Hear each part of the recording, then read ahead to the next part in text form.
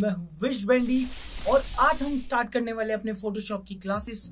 तो आज first class है, तो मैं आज थोड़ा सा आपको इसके बारे में डिटेल बताना चाहूँगा कि आप फोटोशॉप से क्या क्या कर सकते हैं। पहले तो ये वीडियो खासकर उनके लिए जो 10th क्लास कर चुके हैं या फिर 12th कर चुके हैं या फिर स्कूलिंग कर रहे हैं या 11th में या 12th में या फिर 12th पार कर चुके हैं, तो ये वीडियो उनके लिए है। तो इस एज में क्या होता है कि हम सोचते हैं हम ये करेंगे वो करेंगे, एंड रिजल्ट ये होता है कि हमेशा हर किसी को कुछ ना कुछ करके पैसा कमाना होता है। तो एक बेस्ट आइडिया ये है कि आप इस एज में ही, जो आपकी अभी एज है, आप उसमें ये फोटोशॉप सीख सकते हैं। फोटोशॉप से आखिर आप कर क्या सकते हैं, तो वो चीजें मैं आपको बताऊंगा आज। और एक चीज और बताना चाहूंगा कि जरूरी नहीं है कि ये वही एज वाले लोग कर सकते हैं, बहुत सारे लोग कर सकते हैं जिन्होंने कॉलेज कर चुके हैं या फिर पढ़ाई कर रहे हैं, किसी और चीज की कर रहे हैं पढ़ाई, और अगर आप कोई जॉब भी कर रहे हैं तो भी ये सीख सकते हैं। ठीक है, तो फोटोशॉप से क्या हो सकता है? देखिए, फर्स्ट ये है कि फोटोशॉप से आप ग्राफिक डिजाइनिंग की जॉब कर सकते हैं। सेकंड ये है कि आप फोटो एडिटिंग की जॉब कर सकते हैं। जॉब पे नहीं जाएंगे, इससे क्या क्या फील्ड खुलती है मैं आपको उसके बारे में बताऊंगा। तो देखिए, फर्स्ट मैंने आपको बताया ग्राफिक डिजाइनिंग, दूसरा बताया मैंने फोटो एडिटिंग। फोटो एडिटिंग जैसे कि आपने बहुत सारी शादियों में देखा होगा, जो फोटो खींचती हैं उसके बाद एल्बम बनती है, तो उनमें फोटो में थोड़ी बहुत एडिटिंग होती है और एल्बम जो डिजाइन होती है वो, तो ये भी एक ऑप्शन है। उसके बाद आपने एनिमेशंस देखे होंगे। एनिमेशंस में क्या होता है कि 2D एनिमेशन में जो कैरेक्टर बनाए जाते हैं वो कैरेक्टर आप फोटोशॉप से भी बना सकते हैं। उसके बाद आप इंपोर्ट करके एनिमेशन दे सकते हैं, वो अलग चीज है। और इसका स्कोप भी काफी हद तक बहुत अच्छा है। अगर देखा जाए तो ग्राफिक डिजाइनर को काफी अच्छे पैसे मिल जाते हैं, लेकिन ये डिपेंड करता है कि आपकी स्किल कैसी है, आपने किस तरीके से अपनी स्किल को इम्प्रूव कर रखा है, ये सारी चीजों पे डिपेंड करता है। तो आपके पोर्टफोलियो पे भी डिपेंड करता है कि आपको क्या पे स्केल मिलेगा। तो एक चीज और ये बताना चाहूंगा कि आप फोटोशॉप एक तरीके से जो है वो यूनिवर्सल टूल है। मेरा ओपिनियन यही रहेगा कि आप फोटोशॉप से स्टार्ट करिए, उसके बाद धीरे धीरे सीखिए और बाकी सॉफ्टवेयर पे जाइए।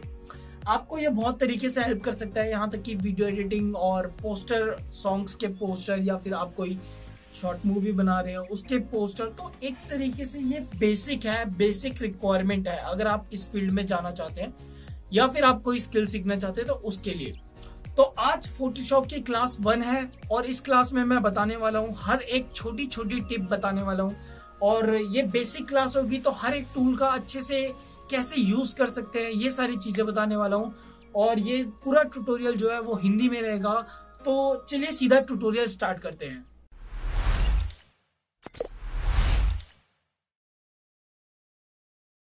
सो गाइस, देखिए, सबसे पहले तो आपको फोटोशॉप अपने पीसी, लैपटॉप में इंस्टॉल करना होगा।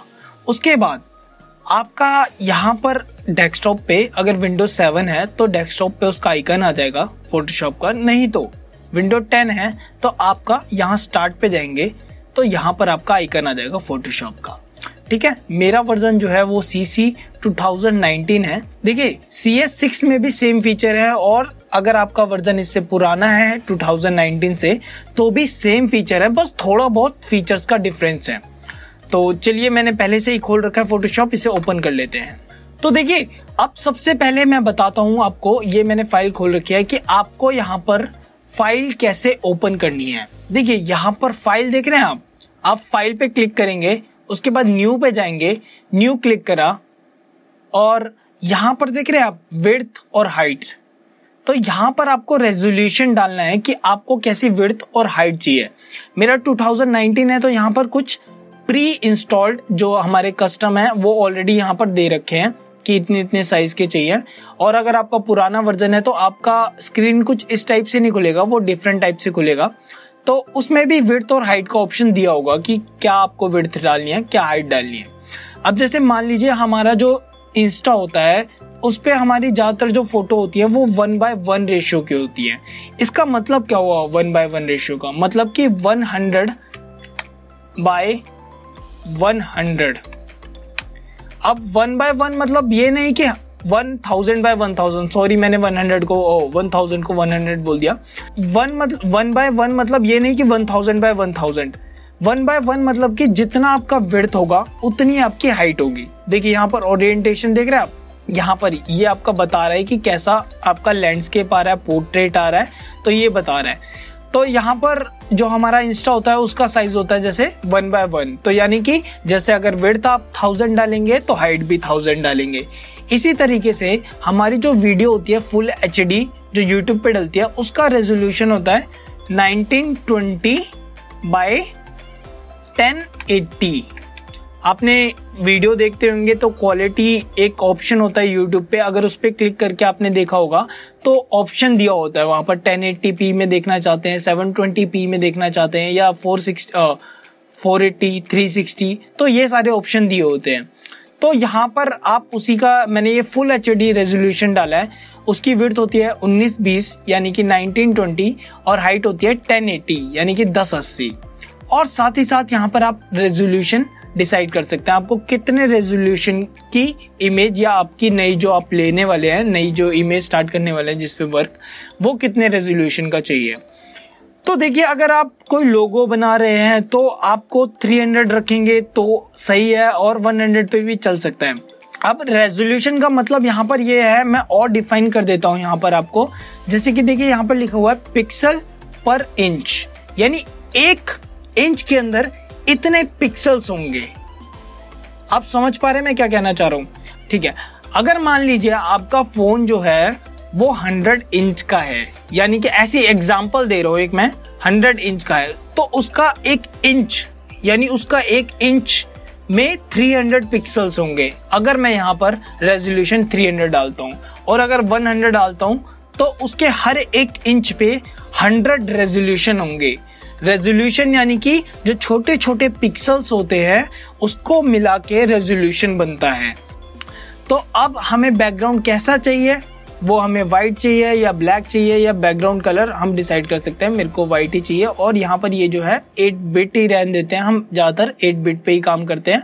और RGB, अब देखिए ज़्यादातर फोटो एडिटिंग जो है RGB में हो जाता है और आपका लोगो भी RGB में बन जाता है। लेकिन जब आप पोस्टर बनाते हैं, मान लीजिए कोई बड़ी बड़ी कंपनी या बोर्ड्स के लिए पोस्टर बनाते हैं, बिलबोर्ड्स के लिए, बिलबोर्ड से मतलब मेरा ये है कि दुकानों पे आपने ऊपर देखा होगा कि बोर्ड लगे होते हैं, तो उसके लिए पोस्टर बनाते हैं तो हम CYMK रखते हैं। क्यों? क्योंकि RGB में जो हम कलर यूज करते हैं जब प्रिंट होता है तो वो कलर काफी फेड या फिर डिटेक्ट नहीं होते हैं। वो जो मशीन होती है वहां पर प्रिंट करने की, वो CYMK में ही कलर लेती है, तो उसके लिए CYMK यूज करेंगे, बाकी RGB यूज कर सकते हैं आप। तो मैं RGB लूंगा यहाँ पर और क्रिएट कर देता हूँ। देखिए अब हमारा जो है, हमारा न्यू हमने एक प्रोजेक्ट स्टार्ट कर दिया है। तो ये न्यू प्रोजेक्ट स्टार्ट हो चुका है। कंट्रोल- से आप जूम आउट कर सकते हैं, कंट्रोल+ से जूम इन कर सकते हैं। अभी तक हमने ये सीखा कि आप कैसे न्यू प्रोजेक्ट स्टार्ट कर सकते हैं। अब मान लीजिए आपको कोई इमेज ओपन करनी है इसमें, तो सिंपली आप फाइल पे जाएंगे, ओपन पे क्लिक करेंगे और यहाँ पर आपकी इमेजेस, जो भी आपको इमेज चाहिए बस उसको क्लिक करके ओपन कर देंगे तो आपकी फाइल ओपन हो जाएगी। और मान लीजिए अगर कोई आपका पहले से प्रोजेक्ट है तो वो भी यहाँ पर क्लिक करके ओपन कर लेंगे, आपका प्रोजेक्ट ओपन हो जाएगा। जैसे ये इमेज ओपन कर देता हूँ, देखिए ये इमेज ओपन हो गई है, तो इसे अभी हटा देते हैं हम। तो देखिए ये जो मेरा सेटिंग्स है मैं आपको दिखा देता हूँ एक बार। यहाँ पर मेरे सारे टूल्स हैं लेफ्ट हैंड साइड पे और यहाँ राइट हैंड साइड पे मेरी जो है लेयर्स आती हैं और यहाँ पर चैनल है, पाथ्स है। तो ये सारी चीज़ों के बारे में हम आगे जो क्लासेस बढ़ते जाएंगे हम तब डिस्कस करेंगे। हमारे ये ऑप्शंस हैं। अब मैं आपको थोड़ा सा इसमें बता देता हूँ कि ये सारी जो है, ये मैंने आपको जो ये लेयर्स हैं और ये प्रोजेक्ट्स हैं, ये मैंने आपको समझाने के लिए खोल रखे हैं। इनको अभी हाइड कर देते हैं। आज जो हम देखेंगे वो कौन से टूल के बारे में देखेंगे, हम देखेंगे मूव टूल के बारे में।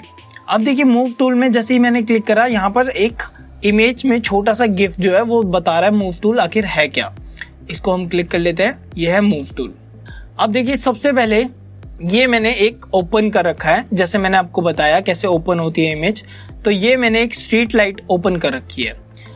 देखिए मूव टूल से क्या है कि मैं डायरेक्ट इसको उठा के दूसरी किसी प्रोजेक्ट में, देखिए मैंने क्या करा, ये वाला मेरा प्रोजेक्ट था, यहाँ से इसको उठा के ये दूसरी वाला जो प्रोजेक्ट है मेरा उस पे लेके गया और यहाँ पर ड्रॉप कर दिया। तो ये क्या हुआ, वहां से उठ के यहाँ पर आ गया। यानी कि कॉपी पेस्ट हो गया एक तरीके से। तो मूव टूल से आप एक ये कर सकते हैं, और बाकी जो इसका ऑप्शंस है मूव टूल से, देखिए आप जैसे यहाँ पर ये 2 लेयर्स बन गई, तो आप जिस लेयर पे सिलेक्ट करके मूव करेंगे वो लेयर आपकी सिलेक्ट होने लग जाएगी। ठीक है, अब नेक्स्ट पे चलते हैं। नेक्स्ट मैंने एक ये कर रखा है, यहाँ पर मैंने काफी सारी लेयर्स बना रखी हैं। अब लेयर्स कैसे बनाएंगे, ये सारी चीजें कैसे करेंगे, तो मैं आपको एक छोटा सा बस लेयर का बता देता हूँ, और बाकी चीजें हम बाद में सीखेंगे और क्लासेस में। तो यहाँ पर ये ऑप्शन देख पा रहे हैं आप, ये न्यू लेयर का ऑप्शन है, इसको क्लिक करके न्यू लेयर बन जाती है। देखिए न्यू लेयर बन गई, इसको डिलीट कर देता हूँ। और दूसरा तरीका यह है कि आप यहाँ से लेयर में गए, न्यू पे गए और न्यू लेयर, देखिए न्यू लेयर का आप नाम क्या रखना चाहते हैं जो भी रख सकते हैं। मैं मान लीजिए यहाँ पर रख देता हूँ VV। ठीक है, तो आप इसका कलर डिसाइड करना चाहते हैं, कलर कर सकते हैं। कलर नहीं रखना चाहता, मोड जो है नॉर्मल रखना चाहता हूँ, ओपेसिटी 100, ओके करता हूँ, और यहाँ पर VV के नाम से लेयर बन गई। अब देखिए मूव टूल की बात कर रहे थे हम, देखिए जैसे ये स्काई है, देखिए स्काई पे मैंने क्लिक करा और मूव टूल से इसे मूव करने लग गया मैं, देखा आपने स्काई मूव होने लग गया। तो मूव टूल का यही फंक्शन है कि आप जोन सी लेयर को क्लिक करके मूव करना स्टार्ट करते हैं, वो लेयर मूव होना स्टार्ट हो जाती है। जैसे मैंने यहाँ सन पे क्लिक करा तो ये सन मूव होने लग गया, और ऐसे ये ग्रीन पे मूव करा और क्लिक करके मूव करा तो ये ग्रीन मूव होने लग गया। अब देखिए ऑप्शंस जो हैं उसकी बात कर लेते हैं हम।